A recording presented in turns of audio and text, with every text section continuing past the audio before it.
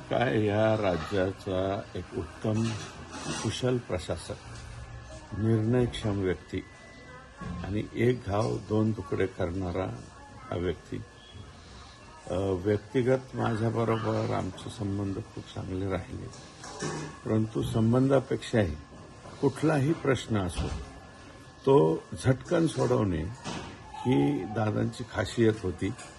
आणि grasping power ज्याला आपण म्हणतो ती एवढी पॉवरफुल होती की कुठल्याही माणसाने, कुठल्याही व्यक्तीने डेव्हलपमेंटचा विषय असो, खाजगी व्यक्तिगत त्यांचा काही प्रश्न असो, जो प्रश्न मांडल्याच्या नंतर, सांगितल्याच्या नंतर किंवा कागदावर लिहून दिल्याच्या नंतर त्या प्रश्नाची उकल पटकन त्यांना होत होती. आणि ह्याची रिमेडी काय आहे की निवेदनं तर हजारो येतात. आता तुम्ही काल पाहिलंय ना की शेवटी जाताना सुद्धा निवेदनाचा खच हा त्या व्यक्तीच्या हातामध्ये आहे. म्हणजे इथे उतरल्याच्या नंतर कदाचित विमानात सुद्धा त्या प्रश्नावरच्या सगळ्यांच्या एन्डॉर्समेंट केल्या असतील किंवा सांगितलं गेलं असेल, पीएला सांगणार हे एवढे एवढे कामं मी हे लिहून दिलेत, लगेचच्या लगेच त्या ठिकाणी सोडवा. आणि दादांचं काम एका क्षेत्रामध्ये राहिलं नाही.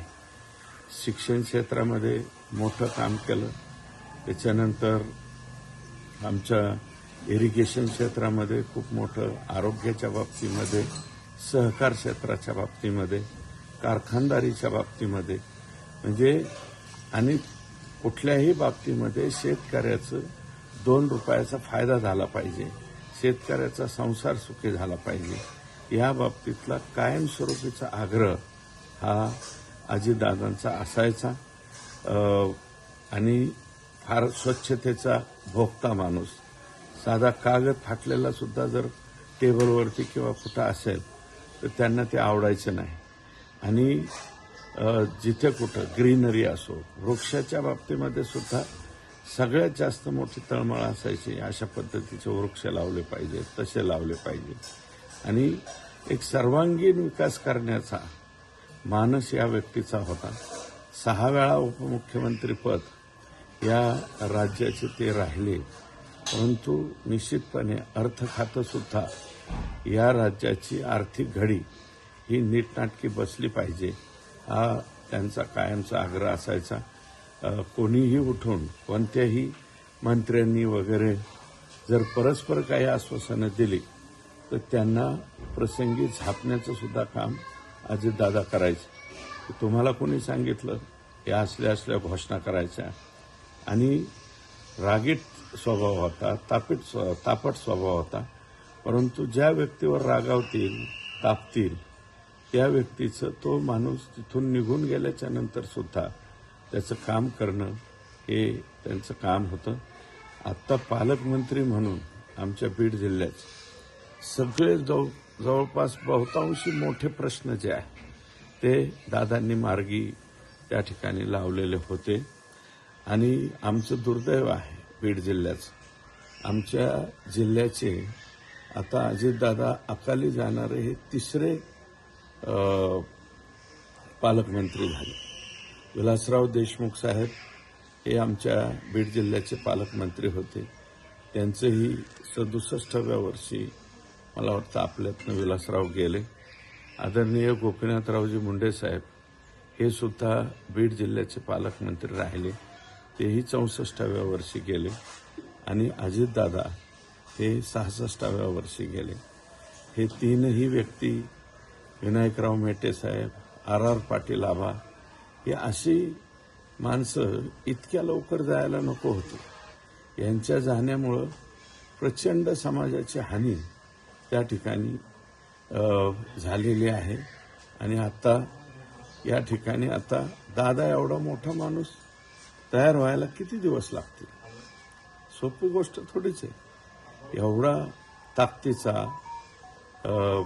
धाकाचा आणि निर्णय घेणारा, लोकांच्या हिताचंच काम त्या ठिकाणी पाहणारा असा व्यक्ती होणं हे दुरापास्त आहे.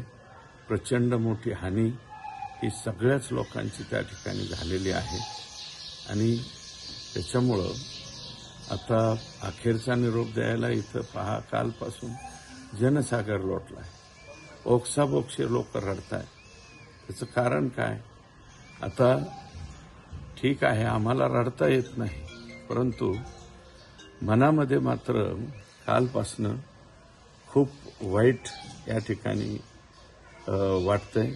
विधात्यानं हे एक 5 मिनिटं किंवा 3 मिनिटं जर व्यवस्थित रनवेवरती आले असते तर हे झालंच नसतं.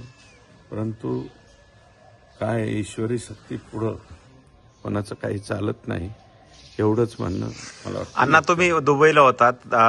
बातमी कळाल्यानंतर तातडीने तुम्ही बारामतीत पोहोचलेला आहात आणि तुम्ही जरी म्हटलात आम्हाला जरी रडायला येत नसलं तरी तुमच्या डोळ्यात पाणी दिसतंय. दादा, अगदी तुमचा जवळचा संबंध होता. काय आठवणीत? काय आहे की खूप म्हणजे 2005 सालापासनं जवळजवळ 2015-16 पर्यंत दादांनी आम्ही त्या ठिकाणी काम केलं. दादांच्यामुळंच राज्यातलं जवळजवळ 7-8 खात्याचा राज्यमंत्रीसुद्धा मला त्यांनी संधी दिली. आणि काम करत असताना सतत सांगणं असायचं की लवकरात लवकर निर्णय घेत जा, पेंडिंग काही गोष्टी ठेवत जाऊ नका.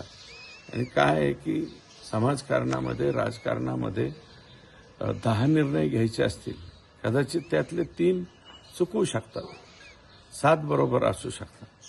परंतु एखादा निर्णय चुकेल म्हणून निर्णयच घ्यायचा नाही असं करता येत नाही, अशी शिकवण ही अजितदादांनी त्या ठिकाणी दिली.